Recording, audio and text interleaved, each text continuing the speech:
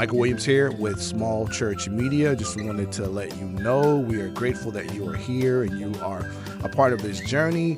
And yeah, let's get into the video. So there was a comment that was on the page and they wanted to talk about some ways to spruce up your live stream video for your church. And I know that that's a very difficult subject if you are a small church plant, or you don't have a lot of people who are actually working on your team. You can be a one-man show. And so it does make a difference on how you actually spruce up your live stream.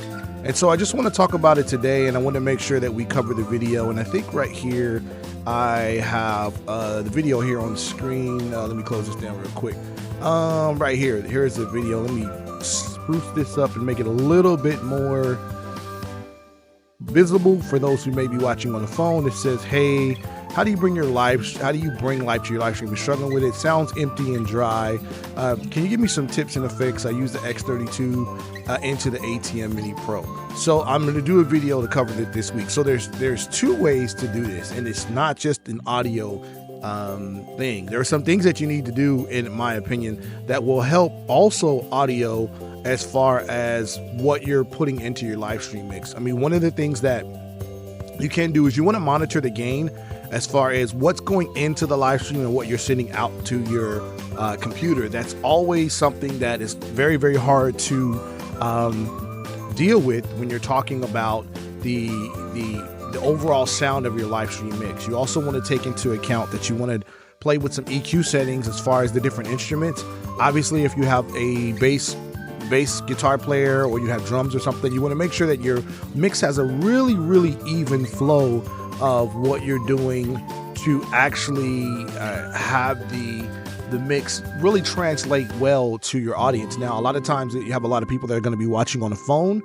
And so if you're watching on a phone, you'll find out that all of the audio that you're trying to incorporate into the mix really has to be taken into account, that some of the things you're doing they may not hear. There are many times when I'm watching on TikTok or I'm watching on Instagram, different musicians and stuff like that, where you really don't get the full gist of what you're hearing until you put on a set of headphones. And so I think having to be able to listen to your mix via headphone is one thing to hear what you're missing, but also looking at different things you can do as well, like adding audience microphones. Now, this is kind of tricky because you have to add the right kind of audience microphone for your crowd and what you have. There are some churches that have really expensive condenser mics that they hang from the ceiling. You have some that just, I know a church that just puts an SM58 at the back of the room and just kind of mixes that in, and it's a really touch and go thing to do. Now, none of this that I'm telling you, I'm sure your audio engineers or people who know more than I do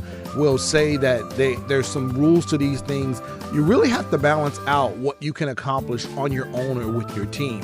Placing different microphones around the sanctuary will help bring in some more like in-person feel, because you got to remember that there are no extra auditory sounds outside of what people hear on live stream. That's why a lot of churches will go to stems and different things like that, mainly because how it sounds from your singers or your musician standpoint versus how it sounds in the house is different, because you have all of these external noises that will take your focus away from the things that are going on. So just a few tips that I would actually recommend you try. One, as you do a demo live stream on your Facebook or your YouTube, I want you to play with the settings on your different instruments as well to see how they blend.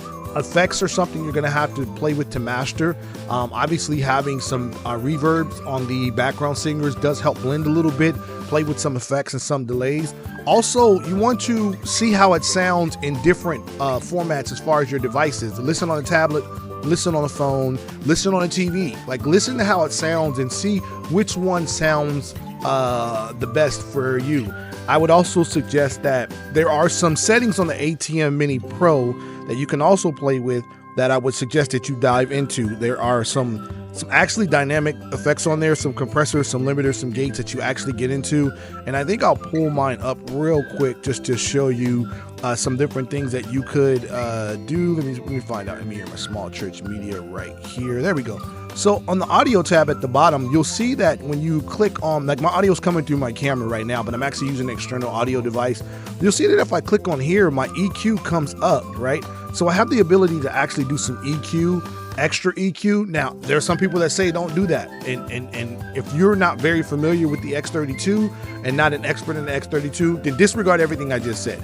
But a lot of people that get an X32, M32, they're not versed in every single thing as far as how to, put compressors. Right here you have on this window below the audio channel, you have the expander, the gate, the compressor limiter. Yes, you can do all that within the X32, but you have to learn it and you have to become an expert at it. You go to YouTube videos, there are some excellent videos online to do it, but there are some things on here that you can do to boost the signal. There are some things on here to kind of give you a wider sound, a little warmer sound, in my opinion. And so I would say that one of the main things that you want to do is really just experiment with what sound you're going to. Another thing that I would recommend is actually listening to some other live streams. And here's the thing, this is my opinion, listen to some churches or some ministries that are just above where you're at. If you got a church of 50, don't go listening to an elevation worship, or if you're in the gospel area, a TD Jakes type church, they're far above where you're at. If you're in a Christian contemporary, or you're in a more structured environment, maybe not listening to the bigger churches that you listen to. I would say listen to some churches, maybe possibly in your area, that are maybe double in membership. If you have 50 members, listen to a church that has 100, 150. That would be my recommendation in how to spruce up the audio on your live stream mix. Another thing that I would actually recommend also is that listen to the levels of your house and look at what you're sending into your live stream and try to match those as well. My recommendation is to do a separate live stream mix into the ATM so that you have controls over what's going on. I definitely would recommend using some in-house effects, but definitely sending more of those into the live stream mix. Now, if that's something that you're saying, I don't understand how to do that, then we got to get into another video. But as far as the things to spruce up your live stream mix, play with some of the EQ, work with some of the compression on your audio levels per channel. Also look at some other live stream mixes of where you'd like to get, but try to make those levels attainable so that you're not stuck trying to achieve something that's far beyond where you're at. Every church is struggling in one area, but there's another church that's mastered that area, and you need to find that church or that live stream mix. Obviously, you can post a question here in the chat, in the forum. I'm sure that there's plenty of other people here. I'm looking at some of these other tips that says make sure you have a mic pointing to the congregation.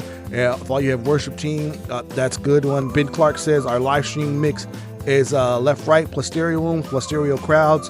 The addition of the room mics at the front of house pointing toward the stage, crouch mics. This is a more complicated thing, but it can help. A board alone mix never sounds great because it doesn't represent what you hear in the PA room. And he's absolutely right, 1000% right. He doesn't take care of all of the external noises you will hear. Left, right stereo. Jeff Art says left, right stereo. And actually, let me just pull this up on the screen so we can actually talk about it. Jeff Art says, and let me blow this up. Let me see. Jeff Art says mine's is left, right, plus stereo room mics through a matrix. I also have a live boost mix button that can get sent the same feed. So I have to do something low stage value. That's good. Let's say I mix for my church Sundays. We also have a Christian Music Cafe Friday nights. So probably get with some of these people in the chat as well. Reverb, yes, reverb is your friend. Reverb will help background singers. It will actually do wonders with a slight little delay on the lead vocal mics. It just sounds beautiful. Use a dedicated bus for mixing, specifically live stream mix. Absolutely. Reverb compression, tweak EQ, stereo panning, test multiple devices. Let me know. This is, I wish I would have read Derek's statement before I recorded this video, but hey, we're just here trying to help. And obviously there's a video here by John Mark Edwards. There's a lot of different sources that you can use to improve your live stream mix. So hopefully some of these help. Most of this is addressed in the post, but hopefully if you have any questions, you can reach out to Small Church Media via the DM box, and one of us will do our best to shoot you some resources as well. I will touch up later how to spruce up your live stream mix via video, and then we'll be back later with some more stuff. So hey, thank you for watching. God bless. You have a great day.